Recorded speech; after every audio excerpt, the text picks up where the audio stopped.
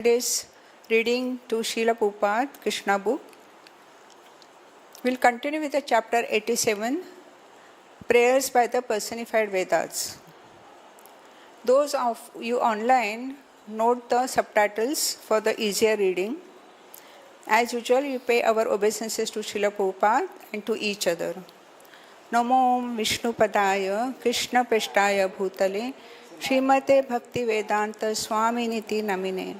Namaste Saraswati Devi Gauravani Pracharine Nirvishesha Shunyavadi Pashyata Deshatarine. To each other, Mancha Kalpatarubhyacha Krupas Hindupa Evacha Patitanam Pavanebhyo Vaishnavebhyo Namo Namaha. The personified Vedas continued, Dear Lord, you are Satchidananda Vigraha, the ever blissful form of knowledge, and because the living entities are parts and parcel of your personality, their natural state of existence is to be fully conscious of you. In this material world, anyone who has developed such Krishna consciousness is no longer interested in the materialistic way of life. A Krishna conscious being becomes uninterested in family life, where there is some concession for sense enjoyment. In other words, he is no longer interested in sense gratification. The perfection of human life is based on knowledge and renunciation, but it is very difficult to attempt to reach the stage of knowledge and renunciation while in family life. Krishna conscious persons therefore take shelter of the association of devotees or sanctified places of pilgrimage. Such persons are aware of the relationship between the supersoul and the individual living entities, and they are never in the bodily concept of life.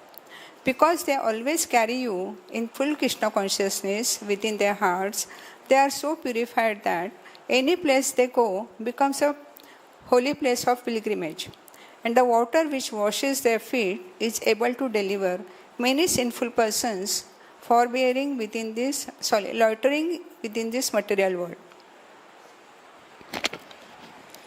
When Prahlad Maharaj was asked by his atheistic father to describe something very good which he had learned, he replied to his father, For a materialist person who is always full of anxiety due to being engaged in temporary and relative truth, the best source is to give up the blind well of family life and go to the forest to take shelter of the Supreme Lord. Those who are actually pure devotee are celebrated as Mahatma or great sages, personified, perfect in knowledge. They always think of the Supreme Lord and His lotus feet, and thus they automatically become liberated. Devotees who are always situated in the position become electrified by the inconceivable potency of the Lord, and thus they themselves become the source of liberation for their followers and the devotees. A Krishna conscious person is fully electrified spiritually, and therefore anyone who touches or takes shelter of such a pure devotee becomes similarly electrified with spiritual potency. Such devotees are never puffed up with material opulences. Generally, the material opulences are good parentage, educational, beauty, and riches. But although a devotee of the Lord may possess all four of these material opulences, he is never carried away by the pride of possessing such distinction. Great devotees of the Lord travel all over the world from one pilgrimage to the other, and on their way they meet many conditioned souls and deliver them by their association and the distribution of transcendental knowledge. They generally reside in the place like Vrindavan, Mathura, Dwarka, Jagannath Puri, and Navdeep, because only devotees assemble in such places. In this way, they give saintly association to one another, and thus advance, so that they Every living entity can take advantage of the association of Krishna consciousness person. Such great devotees open temples and ashrams where Krishna's devotees assemble. By such association, people can develop more and more in Krishna consciousness. Such advancement is not possible in ordinary household life, which is devoid of the Krishna consciousness. The personified Vedas continued, Dear Lord, there are two classes of transcendentalists, the impersonalist and the personalist. The opinion of impersonalist is that this material manifestation is false and then that only the absolute truth is factual. The view of personalist, however, is that the material world, although very temporary, is nevertheless not false but factual. Such transcendentalists have different arguments to establish the validity of their philosophies. Factually, the material world is simultaneously both truth and untruth. It is truth because everything is an expansion of supreme absolute truth, and it is untruth because the existence of the material world is temporary. It is created and it is annihilated. Because of its different conditions of existence, the cosmic manifestation has no fixed position. Those who advocate acceptance of this material world as false are generally known by the maxim Brahma Satyam Jagat Mithya. They put forward the argument that everything in the material world is prepared from matter. For example, there are many things made of clay, such as earthen pots, dishes, and bowls. After their annihilation, these things may be transformed into many other material objects, but in all cases, their existence as clay continues. As earthen water jug, after being broken, may be transformed into a bowl or a dish, but either as a dish, bowl, or water jug, the earth itself continues to exist. Therefore, the forms of water jug, bowl, or dish are false, but their existence as earth is real. This is impersonalist version. This cosmic manifestation is certainly produced from the absolute truth, but because of its existence is temporary, it is false. The impersonalist understanding is that the absolute truth, which is always present, is the only truth.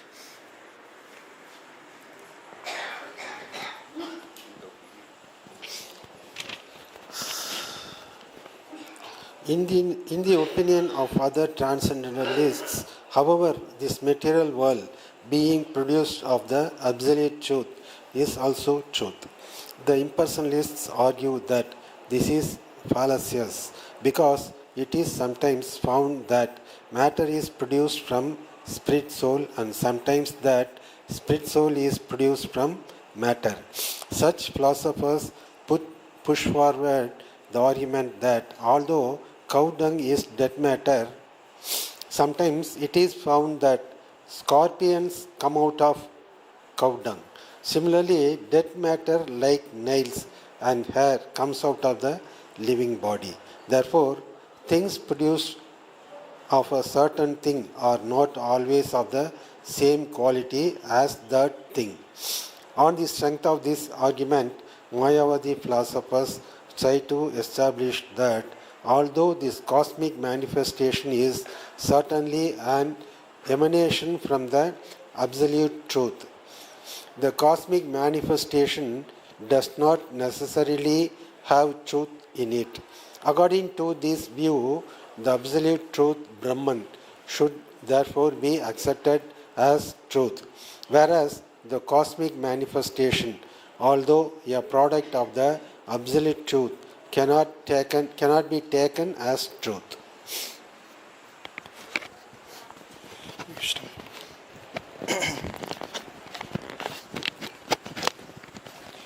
The view of the Mayavadis philosophers, however, is stated in the Bhagavad Gita to be the view of the asuras or demons. The Lord says in the Bhagavad Gita, Asatyam apratishtitam te jagad ahur anivishram aparsara sambhutam kim anyat Kama Hetukam, the Asura's view of the cosmic manifestation is that the whole creation is false. The Asuras think that the mere interaction of matter is the source of the creation and that there is no controller of God. But actually, this is not the fact. From the 7th chapter of the Bhagavad Gita, we understand that the 5 gross elements, earth, water, fire, air, and sky, plus the subtle elements, mind, intelligence, and false ego, are the 8 separated energies of the Supreme Lord. Beyond this, inferior material energy is a spiritual energy, known as the living entities. The living entities are accepted as the superior energy of the Lord. The whole cosmic manifestation is a combination of the inferior and the superior energies, and the source of the energies is the Supreme Personality of Godhead. This Supreme Personality of Godhead has many different types of energies. This is confirmed in the Vedas. Parasaya Saktir Vividhaiva Suryate. The transcendental energies of the Lord are variegated, and because such varieties of the energies have emanated from the Supreme Lord, they cannot be false. The Lord is ever existing, and the energies are ever existing. Some of the energy is temporary, sometimes manifested and sometimes unmanifested, but this does not mean that it is false. The example may be given that when a person is angry, he does things which are different from his normal condition of life. But the fact that the mood of anger appears and disappears does not mean that the energies of anger is false. Therefore, the argument of the Mayavadi's philosopher that this world is a false is not accepted by the Vaishnava's philosopher. The Lord himself confirms that the view of that there is no supreme cause of this material manifestation, that there is no God, and that everything is only the creation of interaction of matter is a view of Asuras. Sorry. The Mayavadi philosophers sometimes put forward the argument of the snake and the rope. In the dark of evening, a curled up rope is sometimes, due to ignorance, taken for a snake. But mistaking the rope for a snake does not mean that the rope or the snake is false. And therefore, this example, used by the Mayavadis to illustrate the falsity of the material world, is not valid. When a thing is taken as fact, but actually has no existence at all, it is called false. But if something is mistaken for something else that exists, that does not mean it is false. The Vaishnava philosophers use a very appropriate example, comparing this material world to an earthen pot. When we see an earthen pot, it does not at once disappear and turn into something else. It may be temporary, but the earthen pot is taken to use for bringing water, and we continue to see it as an earthen pot. Therefore, although the earthen pot is temporary and different from the original earth, we cannot say that it is false. We should therefore conclude that the earthen pot and the entire earth are both truths, because one is the product of the other. We understand from the Bhagavad Gita that after the dissolution of this cosmic manifestation, the material energy enters into the Supreme Personality of Godhead. The Supreme Personality of Godhead is ever existing with his varied energies. Because the material creation is an emanation from him, we cannot say that this cosmic manifestation is a product of something void. Krishna is not void. Whenever we speak of Krishna, he is present with his form, qualities, name, entourage, and paraphernalia. Therefore, Krishna is not impersonal. The original cause of everything is neither void nor impersonal, but the Supreme Person. Demons may say that this material creation is Anishwara, without a controller or God. But such arguments ultimately cannot stand.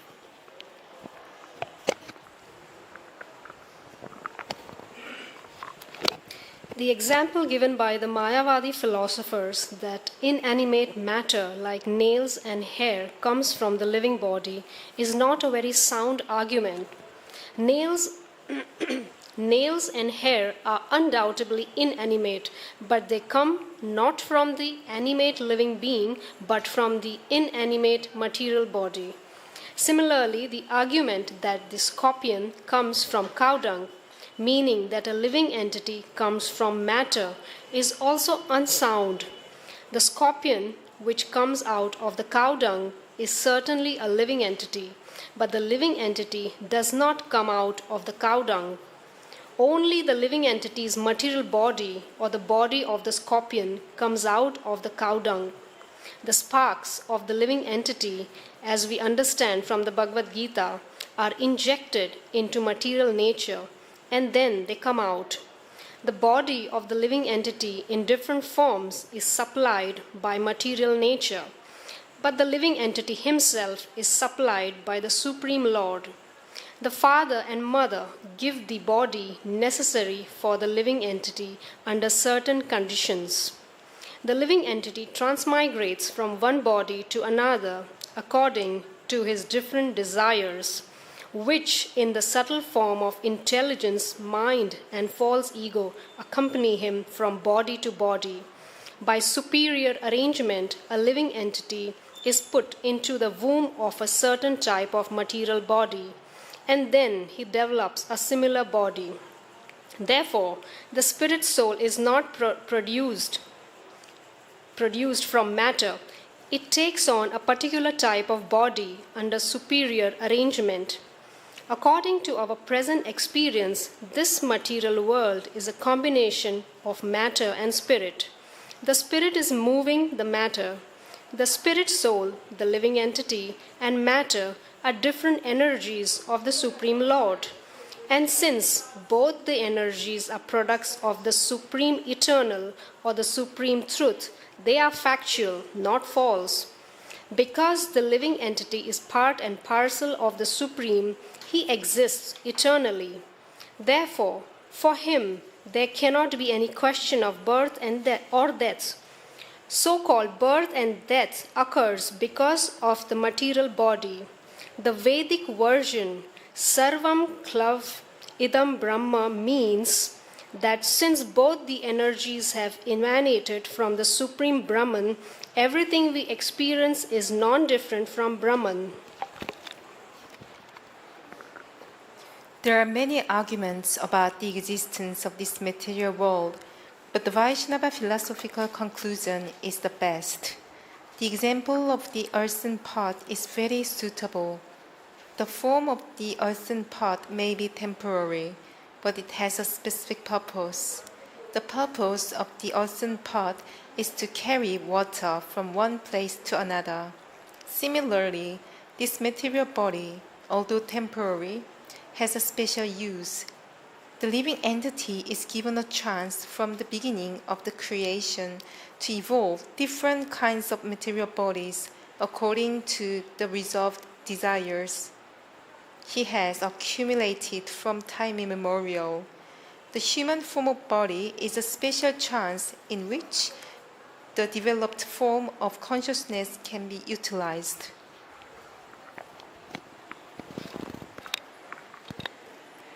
Sometimes the Mayavadi philosophers put forward the argument that if this material world is truth, then why are householders advised to give up their connection with this material world and take sannyas?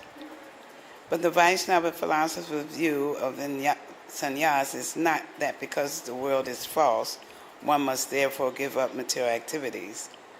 The purpose of Vaishnava sannyas is to utilize things as they are intended to be utilized. Srila Rupa Goswami has given transcendentalists two formulas for dealing with this material world. When a Vaishnava renounces the materialistic way of life and takes to sannyas, it is not on the conception of the falsity of the material world, but to devote himself fully to engaging everything in the service of the Lord. Srila Rupa Goswami therefore gives this formula: one should be unattached to the material world, because material attachment is meaningless. The entire material world, the entire cosmic manifestation belongs to God, Krishna. Therefore, everything should be utilized for Krishna, and the devotees should remain unattached to material things. This is the purpose of Vaishnava sannyas. A materialist sticks to the world for sense gratification, but a Vaishnava sannyasi, although not accepting anything for his personal sense gratification, knows the art of utilizing everything for the service of the Lord. Srila Rupa Goswami has therefore criticized the Mayavadi sannyasis with his second formula. Because the Mayavadis do not know that everything has a utilization for the service of the Lord, they take the world to be false and falsely think they are liberated from the contamination of the material world. Since everything is an expansion of the energy of the Supreme Lord, the expansions are as real as the Supreme Lord is. That this cosmic world is only temporarily manifested doesn't mean that it is false or that the source of its manifestation is false. Since the source of its manifestation is truth, the manifestation is also truth, but one must know how to utilize it. The example of the earthen pot may be cited again. The earthen pot produced from the whole earth is temporary, but when used for a proper purpose, the earthen pot is not false.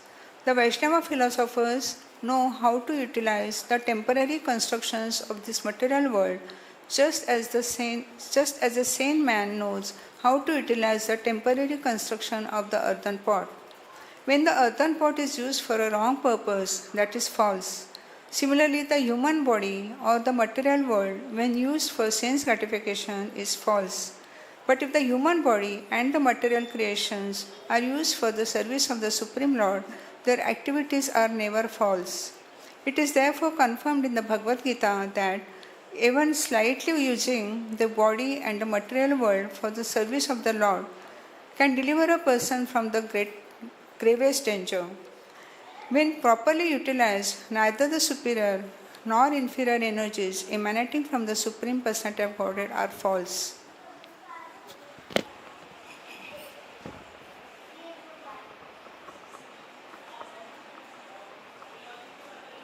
As far as fruitive activities are concerned, they are mainly based on the platform of sense gratification. Therefore, an advanced Krishna conscious person does not take to them the result of fruitive activities can be elevated one to the higher planetary system.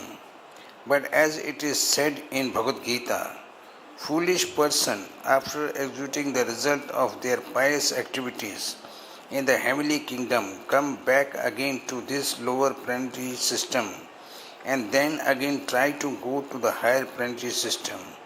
Their only profit is to take the trouble of going and coming back, just as the present many material scientists are spoiling their time by trying to go to the moon planet and again coming back.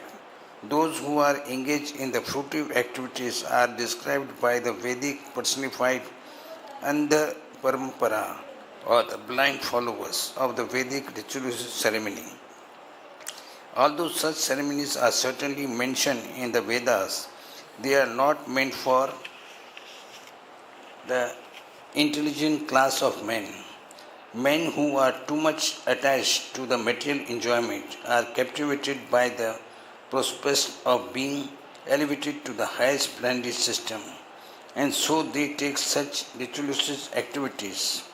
But persons who are intelligent, who have taken shelter of a bona fide spiritual master to see things as they are, do not take to the fruitive activities but engage themselves in the transcendental loving service of the Lord.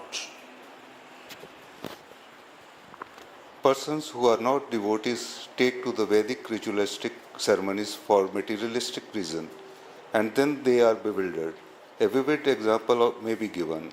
An intelligent person possessing $1 million in currency notes does not hold the money without using it, even though he knows perfectly well that the currency notes in themselves are nothing but paper. When one has $1 million in currency note, he is actually holding only a huge bunch of papers, but if he utilizes it for a purpose, then he benefits. Similarly, although this material world may be false, but just like the paper, it has its proper beneficial utilization. Because the currency notes, all the paper, are used by the government, they have full value. Similarly, this material world may be false or temporary, but because it is emanation from the Supreme Lord, it has its full value. The Vaishnava philosophers acknowledge the full value of this material world and know how it utilize it properly, whereas the Mayavadi philosopher failed to do so. Just as those who mistake a currency note for ordinary paper discard it and cannot utilize the money. Srila Rupa Goswami therefore declares that if one rejects this material world as false, not considering the importance of this material world as a means to serve the Supreme Personality of Godhead, such renunciation has very little value.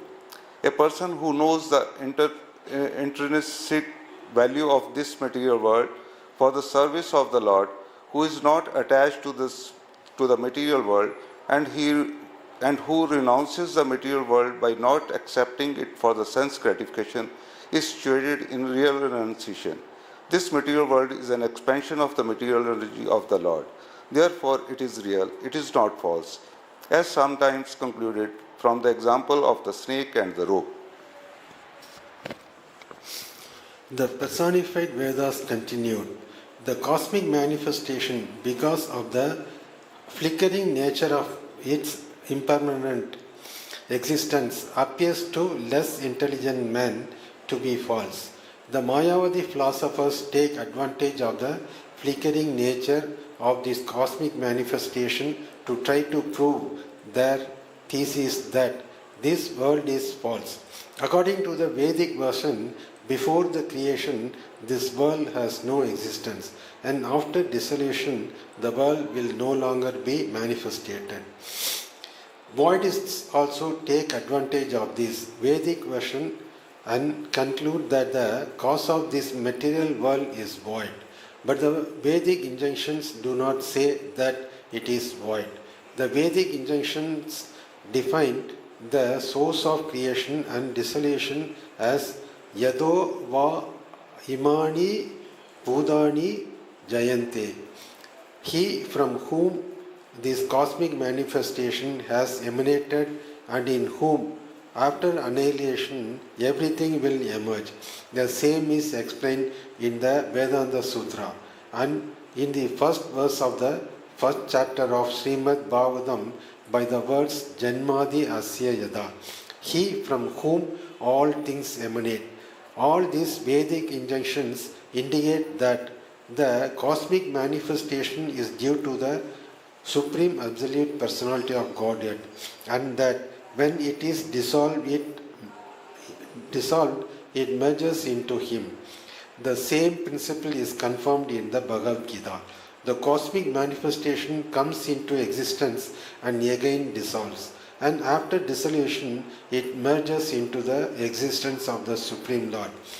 This statement definitely confirms that the particular energy known as Bahiranga Maya or the external energy, although of flickering nature, is the energy of the Supreme Lord, and as such it cannot be false.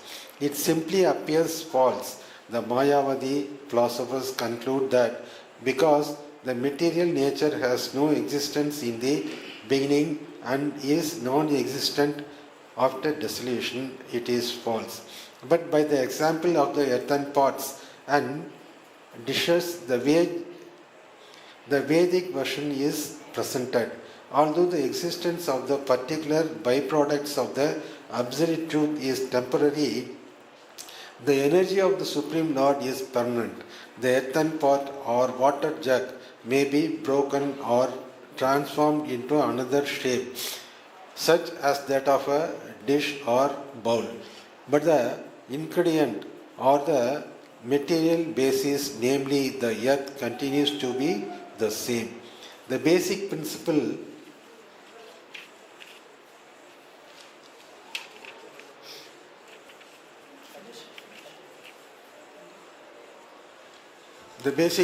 of the cosmic manifestation is always the same, Brahman or the absolute truth.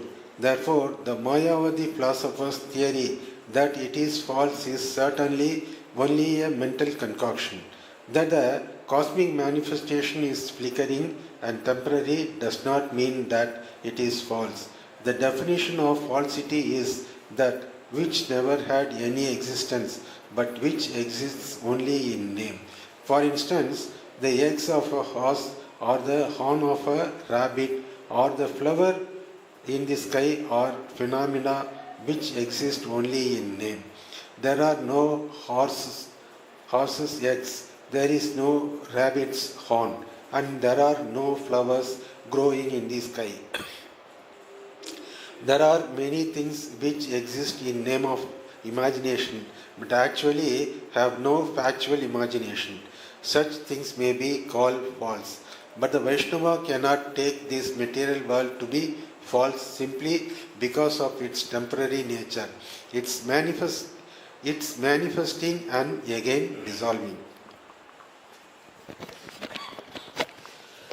The personified Vedas continued by saying that the Supersoul and the individual soul, or Paramatma and the Jivatma, cannot be equal in any circumstance, although both of them sit within the same body like two birds sitting in the same tree. As declared in the Vedas, these two birds, although sitting as friends, are equal. One is simply a witness. This bird is the Paramatma or the Supersoul, and the other bird is eating the fruit of the tree. That is the Jivatma. When there is a cosmic manifestation, the Jivatma or the individual soul appears in the creation in different forms according to his previous fruitive activities, and due to his long forgetfulness of real existence, he identifies himself with a particular form awarded to him by the laws of material nature. After assuming a material form, he is subjected to the three material modes of nature and acts accordingly to continue his existence in the material world. While he is enwrapped in such ignorance, his natural opulences become almost extinct. The opulences of the Supersoul or the Supreme Personality of Godhead, however, are not diminished, although he appears within this material world. He maintains all the opulences and perfections in full while keeping himself apart from all the tribulations of this material world. The conditioned soul becomes enwrapped in the material world, whereas the Supersoul or the Supreme Personality of Godhead leaves it without being affected, just like a snake sheds its skin. The distinction between the Supersoul and the conditioned soul is that the Supersoul or the Supreme Personality of Godhead maintains his natural opulences known as Shad Aishwarya, Ashta Siddhi and Ashta Gun.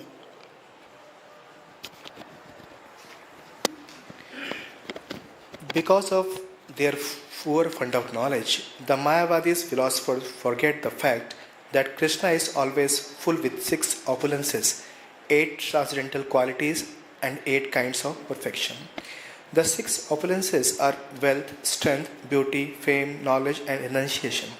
No one is greater than or equal to Krishna in these 6 opulences.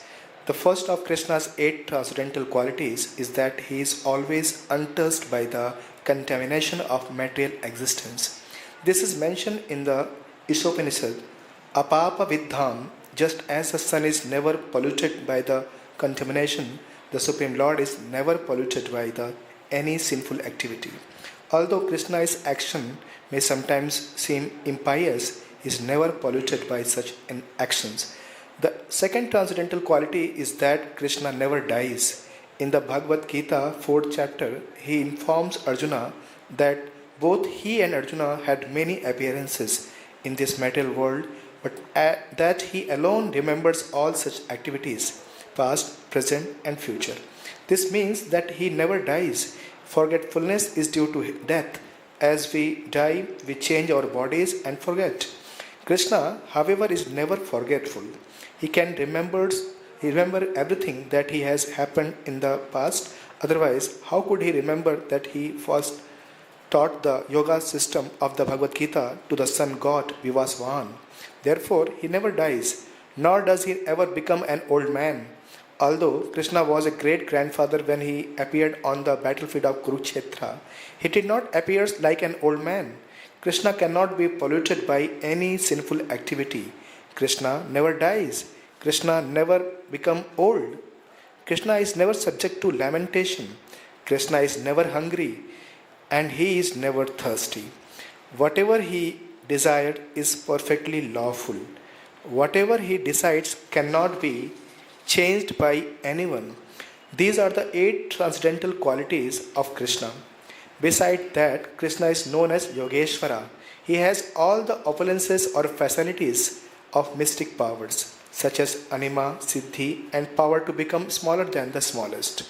It is stated in the Brahma Samhita that Krishna has entered even within the atom, adantarastha paramanu chayantarasthadam.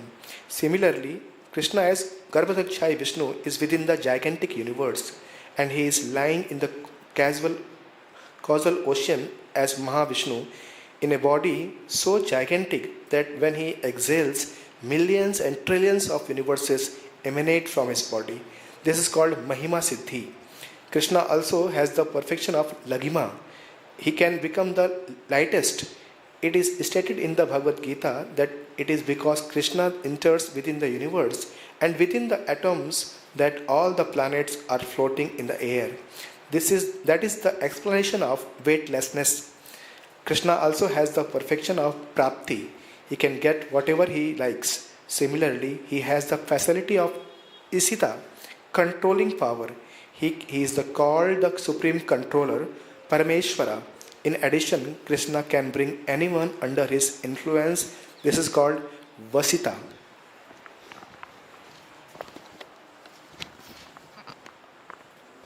In this way, Krishna is endowed with all opulences, transcendental qualities, and mystic powers. No ordinary living being can compare to him.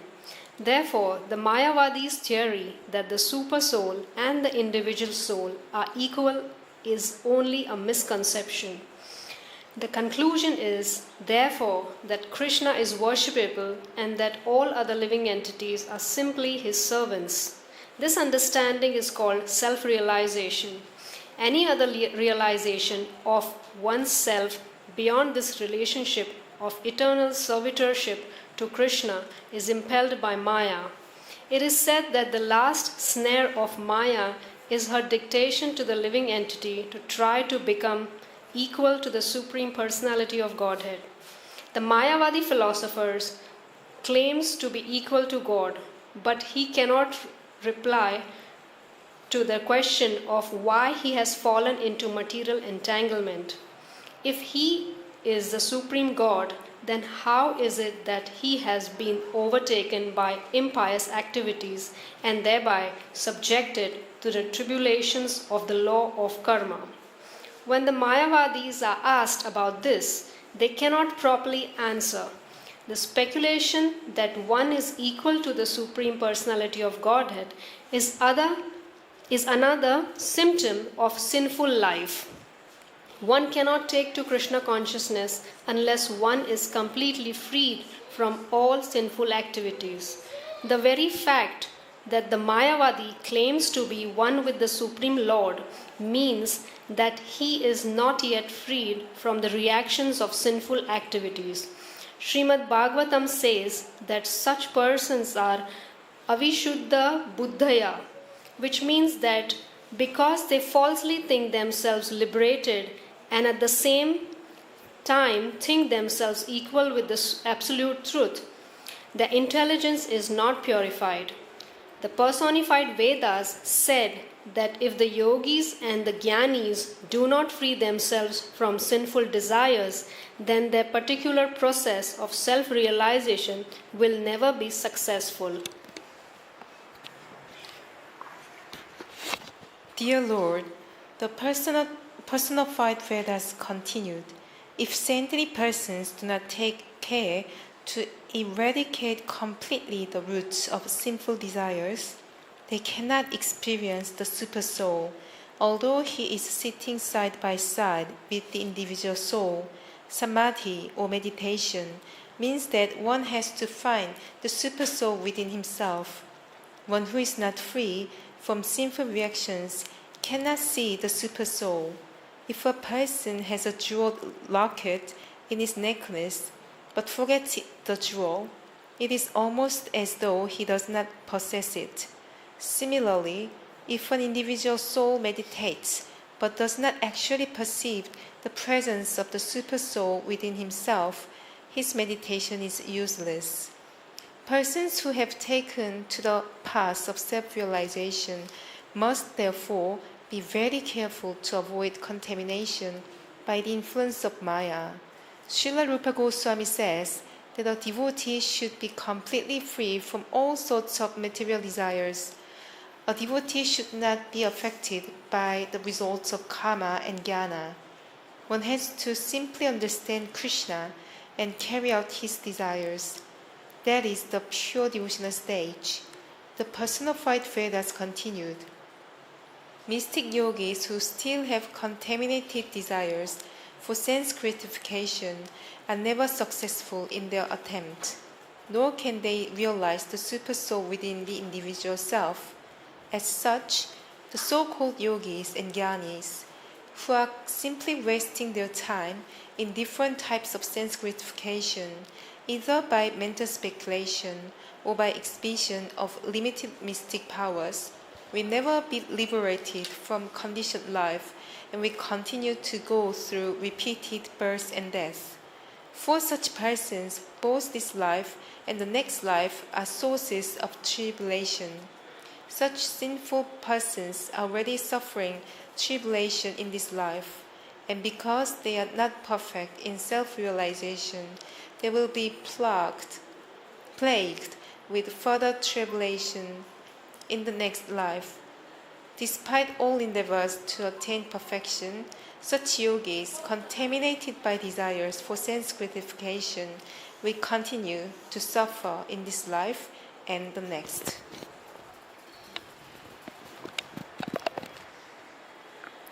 Srila Vishwanath Chakravarti Thakur remarked in this connection that if sannyasis, persons in the renounced order of life who have left their homes for self-realization, do not engage themselves in the devotional service of the Lord, but become attracted by philanthropic work, such as opening educational institutions, hospitals, or even monasteries, churches or temples of demigods, they find only trouble from such engagements, not only in this life, but in the next. Sannyasis who do not take advantage of this life to realize Krishna simply waste their time and energy in activities outside the jurisdiction of the renounced order. A devotee's attempt to engage his energies in such activities as constructing a Vishnu temple, however, is never wasted. Such engagements are called Krishnarte Akil Cheshta, variegated activities performed to please Krishna. A philanthropist opening a school building and a devotee's constructing a temple are not on the same level. Although philanthropists opening an educational institution may be pious activity, it comes under the laws of karma, whereas constructing a temple for Vishnu is devotional service. Devotional service is never within the jurisdiction of the laws of karma. As stated in the Bhagavad Gita, Sagunan samati tetan brahma bhuyaya kalpate. Devotees of the personality of Godhead transcend all the reactions of the three modes of material nature and are situated on the transcendental platform of Brahman realization. The devotees are liberated in both this life and the next. Any work done in this material world for Yajna, Vishnu or Krsna is considered to be the liberated work, but without connection with Achyuta, the infallible Supreme Personality of Godhead, there is no possibility of stopping the resultant reactions of the law of karma. The life of Krishna consciousness is a life of the liberation. The conclusion is that a devotee, by the grace of the Lord, is liberated in both this life and the next, whereas karmis, jnanis, and yogis are never liberated, either in this life or in the next. The personified Vedas continued, Dear Lord, anyone who by your grace has understood the glories of your lotus feet is callous to material happiness and distress. The material pangs are inevitable as long as we exist within the material world. But a devotee doesn't divert his attention to such actions and reactions which are the results of the pious and impious activities. Nor is a devotee very much disturbed or pleased by praise or the condemnation from people in general. A devotee is sometimes greatly praised because of his transcendental activities, and sometimes he is criticized even though there is no reason for adverse criticism. The pure devotee, however, is always callous to praise and or condemnations by ordinary people. Actually, the devotee's activities are on the transcendental plane. He is not interested in the praise or condemnation of people engaged in material activities. If the devotee can thus maintain his transcendental position, his liberation in this life and the next is guaranteed by the Supreme Personality of Godhead. A devotee's transcendental position within the material world is maintained in the association of a pure devotee. Simply by hearing the glorious activities enacted by the Lord in different ages and different incarnations, the Krishna consciousness movement is based on this principle. Srila Narottam Das Thakur has sung, My dear Lord, let me be engaged in your transcendental loving service as indicated by the previous acharyas, and let me live in association of a pure devotee. That is my desire, life after life. In other words, a devotee does not much care whether or not he is liberated. He is eager only for devotional service. Devotional service means that one does not do anything independently of the sanction of the acharyas. The action of Krishna consciousness movement are directed by the previous acharya, headed by Srila Rupa Goswami.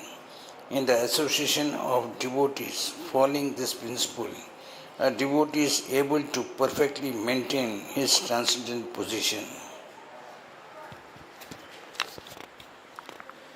In the Bhagavad Gita, the Lord says that a devotee who knows him perfectly is very dear to him. 4 kinds of pious men take to devotional service. If a pious man is in distress, he approaches the Lord for mitigation of his distress. If a pious man is in need of material help, he prays to the Lord for such help.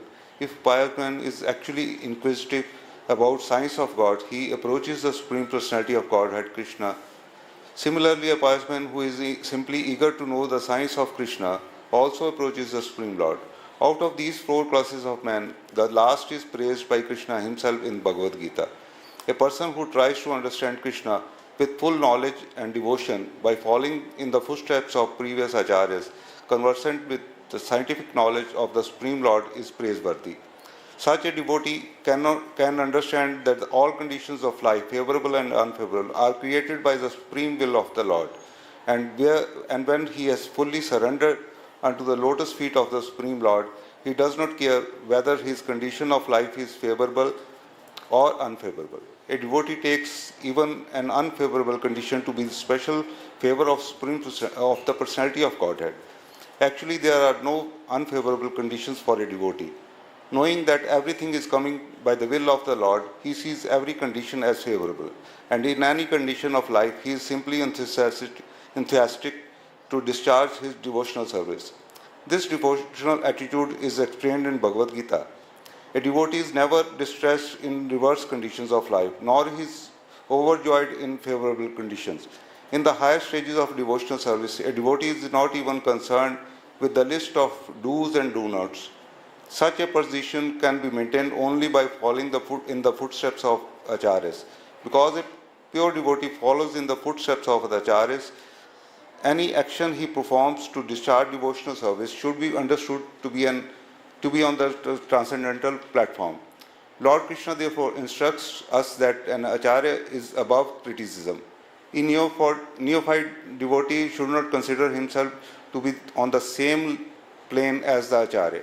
It should be accepted that the acharya are on the same platform as the Supreme Personality of Godhead, and as such, neither Krishna nor his representative acharya should be subjected to any adverse criticism by a neophyte devotees.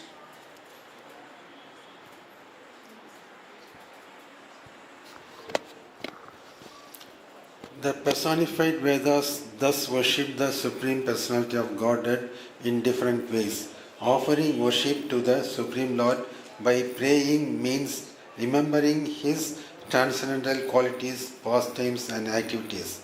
But the Lord's pastimes and qualities are unlimited. It is not possible for us to remember all the qualities of the Lord. Therefore, the personified Vedas worship to the best of their ability, and at the end they spoke as follows. Dear Lord, although Lord Brahma, the predominating deity of the highest planet, Brahmaloka, and King Indra, the predominating demigod of the heavenly planets, as well as the predominating deities of such planets as the sun and the moon, are all very confidential directors of this material world.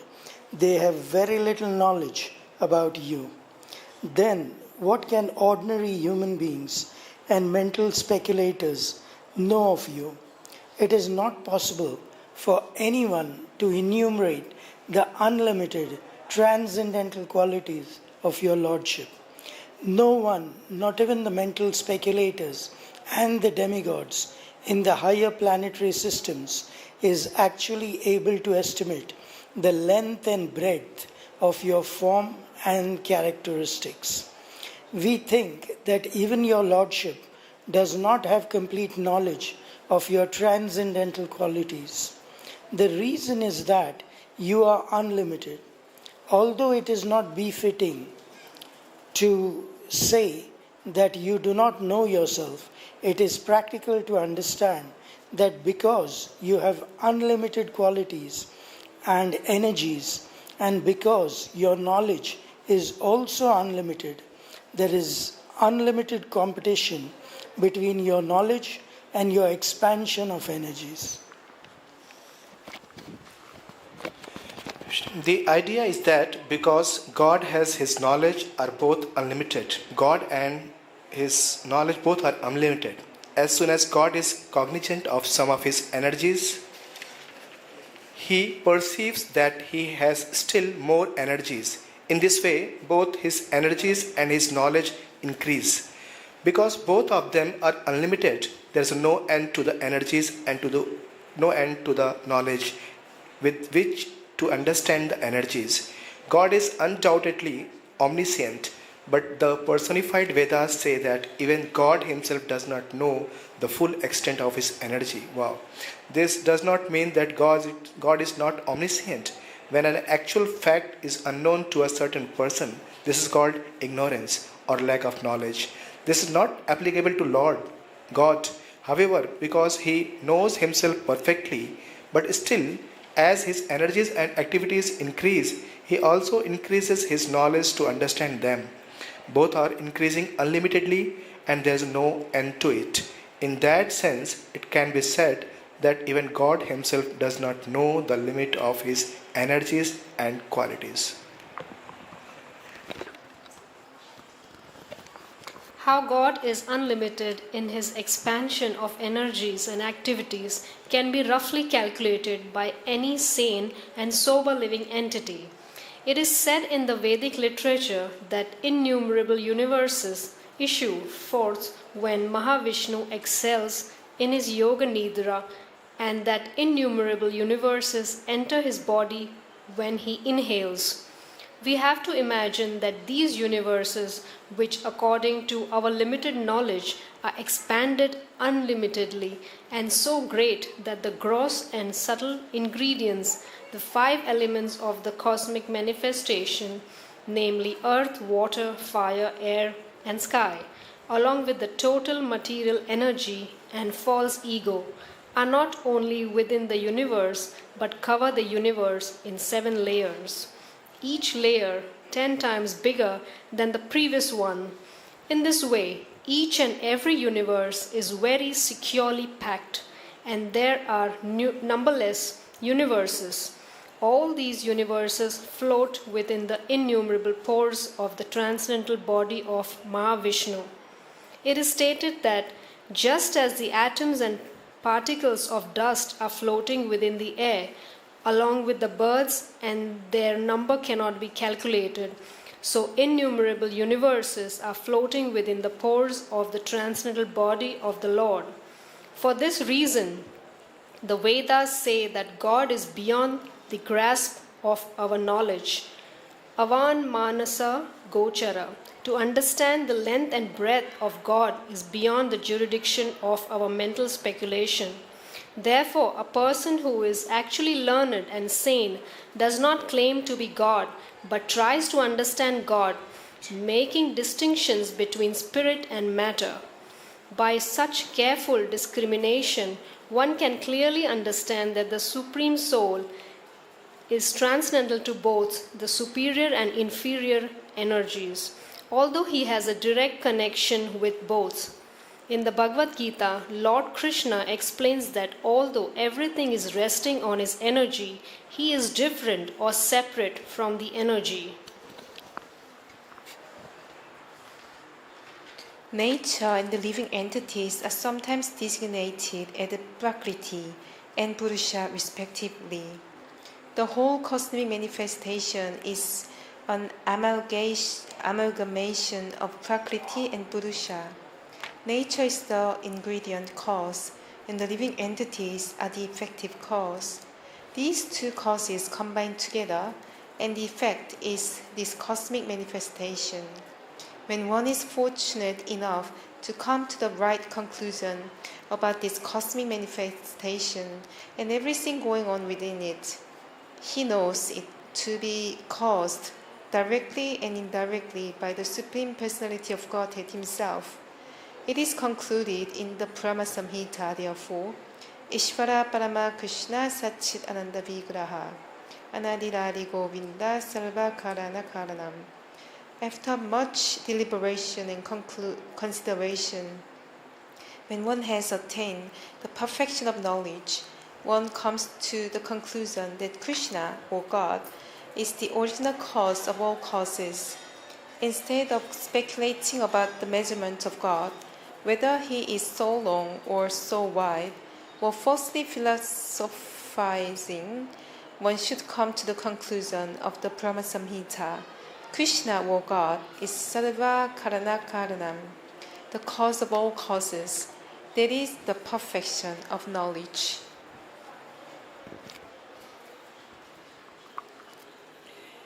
Thus, the Veda Stuti, or the prayers offered by the personified Vedas to Garbhodaksha Vishnu, were first narrated in disciplic succession by Sanandana to his brothers.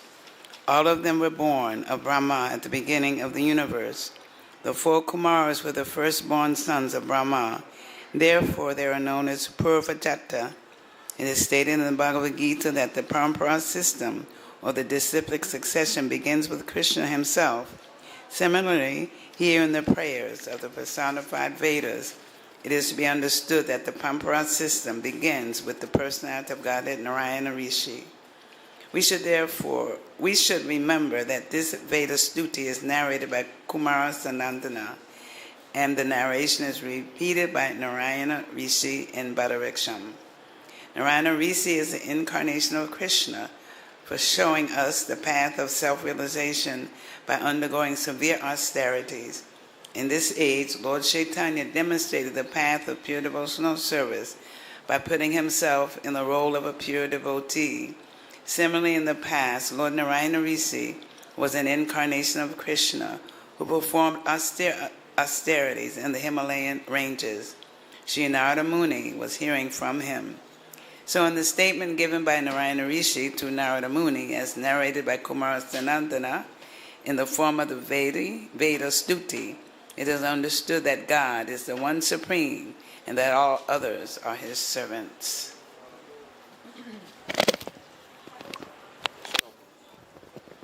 Hare Krishna. That concludes our reading of Krishna book to Srila Prabhupada. Thank you, Srila Prabhupada, for letting us come here and read Krishna book to you. So we'll continue next week, Sunday, at our usual time of reading Krishna book of Personified Vedas, chapter 87. Let us pay our obeisances to Srila Prabhupada and to each other. Namo Vishnupadaya, Krishna Pishtaya Bhutale, Srimate Bhakti Vedanta Swami Niti Namine. Namaste Saraswati Devi Gauravani Pracharine, Nirvishesha Shunyavadi Pashyata Deshatarine. And to each other, Vancha Kalpatarubhyacha Krupa Sindhuva Evacha Patitanam Pavane Bhyo Vaishnave Bhyo Namo Namaha. Hari Bol. Jai Krishna Book. Jai Srila Prabhupada.